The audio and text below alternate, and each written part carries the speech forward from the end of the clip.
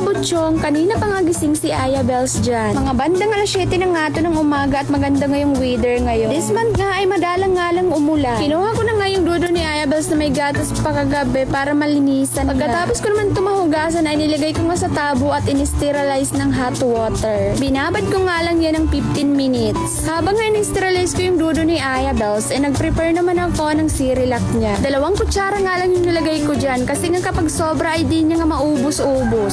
So dito nga ay binubuhusan ko na nga ng mainit na tubig. Pagkatapos ko nga mabuhusan ay minex-mix ko na nga. Hindi pa nga sakto yung lapot niya kaya dinagdagan ko pa siya ng mainit na tubig. So after that ito, mekos-mekos na naman ulit. Malapit na nga ako matapos mag-prepare ng food ni Aya Bells at sakto naman dumating yung lola niya. May dala nga itong harvest niyang sitaw. Tingnan nyo naman at saktong pang-ulam na din.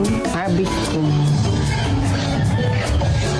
Fast forward nga ay papunta na nga kami sa aming cottage. Tingnan nyo naman yung paligid. Sobrang aliwalas. Dito ko nga pauupuin si Butchong sa kanyang sofa chair.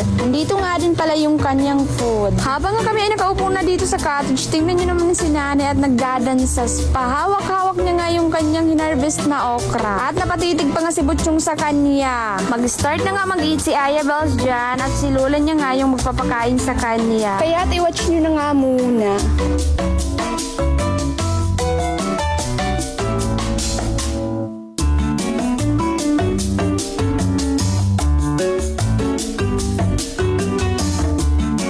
Pagkatapos na kumain ni Aya Bells ay sakto naman dumating yung titinda ng siomay, kwek-kwek at lumpia. Kaya ay nakabili na nga dyan ako ng isang kwek-kwek. Isang kwek-kwek lang muna kasi no budget tayo for today. Humingi na nga din ako ng sauce na soka niya kasi sobrang sarap nga nito. Eto na nga pala yung nabili ko. Isang kwek-kwek nga lang, tsaka may sauce na soka. Dito nga sa isang tabi ay nagpapakain ni si nanay sa mga manok namin. Eto nga pala yung bahaw kagabi. Napanis na nga ngayong umaga kaya pinakain na lang sa mga manok namin. Tingnan nyo naman at napakadami ng manok namin. Di pa yan lahat. So kung kailan namin gusto magsinigang lechon tinola ay pwedeng-pwede nga. Joke at baka makurot ni tatay. Pwede naman talaga. Kaso nga lang ay hindi nga kami marunong ni nanay mag-ihaw ng manok. Ano ba yan? So dito nga ay tapos na nga si nanay magpakain ng manok. Nandito nga din yung pamangkin kong Beke sa cottage. Nililibang niya nga si Aya Bells dyan. Di nga nagtagal ay pumunta na nga din kami sa loob kasi nga ay nagpoop na si Aya Bell. At need na nga malinisan. Kaya dyan nga ibihib na bihib pa yung batuta. Bibihisin ko nga lang dyan si Aya Bells at hindi napapaliguan. Dahil nga ay Friday ngayon at may sinusunod tayong pamahiin na hindi nga pwede paliguan yung bata tuwing Friday at Tuesday until hindi pa siya nagwa 1 year old. Kasi nga that day is kasakit nga daw. Yun nga ang sabi ng matatanda. So fast forward na natin test. Diyan nga ay nililinisan ko na nga si Aya Bells dyan. Deadma lang siya dyan habang nililinisan. Matapos nga malinisan at yun, nagtantrums na yung bata. Antok na nga siya dyan kaya pinadidi ko na. At yun, paburlugs na nga yung batuta. At nakatulog na nga siya dyan. Dito na nga nagtatapos yung video. Salamat sa panonood! See you in Aya's next vlog!